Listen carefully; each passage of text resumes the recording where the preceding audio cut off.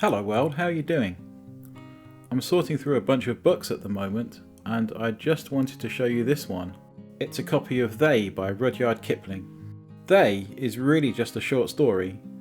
It was originally published in a magazine in 1904, and then it was published separately in a hardback book form in 1905, with illustrations by the artist Frederick Henry Townsend.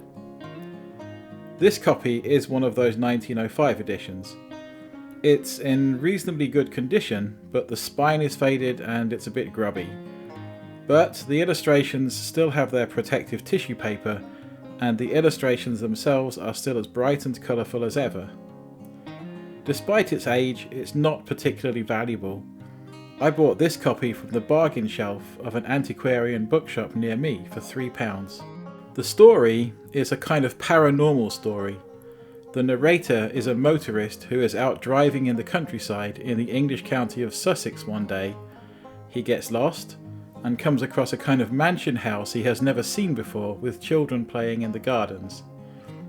I don't think it's much of a spoiler to say that these are not normal children.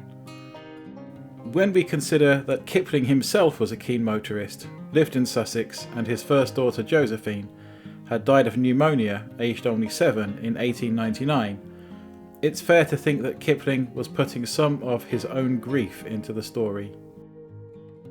Which brings me to the reason I wanted to make a quick video about this particular copy. Inside the front cover, on the end paper, there's an inscription.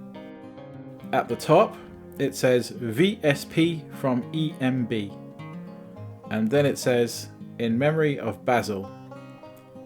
And in a different hand underneath it also says Nancy, and then Christmas 1907. Of course, I have no way of knowing the real intent or meaning behind this inscription.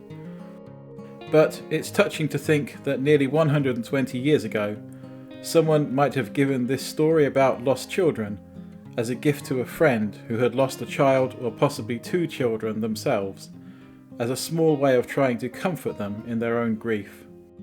Anyway, that's all I've got to say at the moment, so I will see you around.